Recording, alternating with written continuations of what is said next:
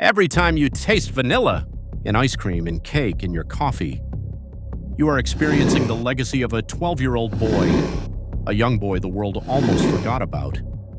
In the early 1800s, French colonists had a plan: take vanilla from Mexico and grow it across the world.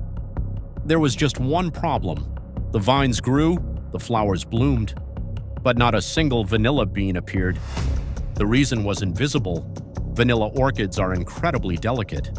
In Mexico, they're pollinated by a specific species of native bees. Without those bees, the flowers would appear and bloom for the day, and then it would fold up and fall off. Scientists across Europe tried to solve the problem, but none succeeded. For decades, vanilla outside Mexico was useless. Then in 1841, everything changed. On the island of Réunion, a 12-year-old enslaved boy named Edmond saw what no scientist could. Edmond Albius, born into slavery in 1829 in Sainte-Suzanne, Réunion. He never knew his parents. His mother, an enslaved woman, died during childbirth. He never met his father. As a child, he was sent to work on a plantation owned by botanist Feriol Bellier Beaumont.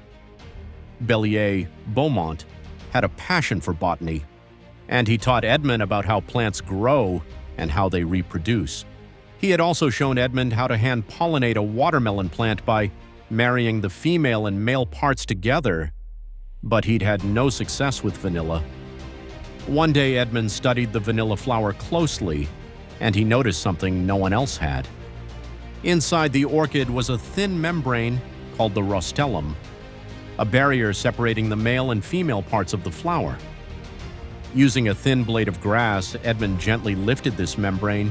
Then, with his thumb, he pressed the pollen onto the stigma. In seconds, he accomplished what the world had failed to do.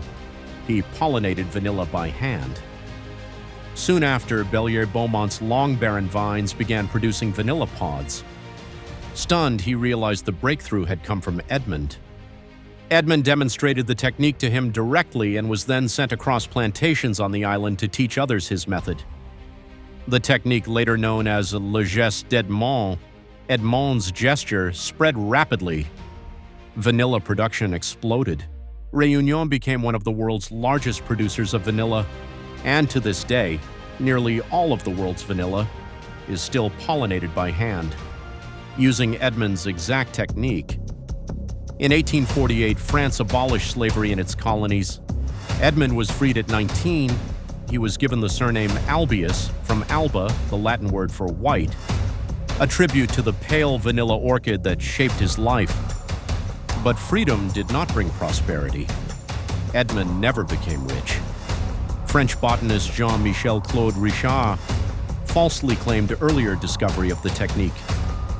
Bellier Beaumont defended Edmond, writing letters insisting he was the true inventor. He even petitioned for Edmond to receive a pension or government recognition, but his efforts failed after emancipation. Edmond struggled to survive.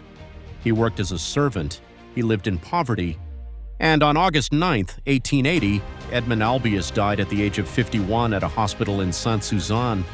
He died poor and largely forgotten. A newspaper wrote, "The very man who at great profit to this colony discovered how to pollinate vanilla flowers has died in the public hospital at Sainte-Suzanne. It was a destitute and miserable end." It would take over 100 years for Edmond Albius to finally be recognized. Today, a statue stands in his honor, a school bears his name. But his greatest legacy? It's something far simpler. The next time you taste vanilla, remember this: it exists because a 12-year-old boy looked at a flower and solved a mystery the world could not. Edmond Albius, the genius history almost erased.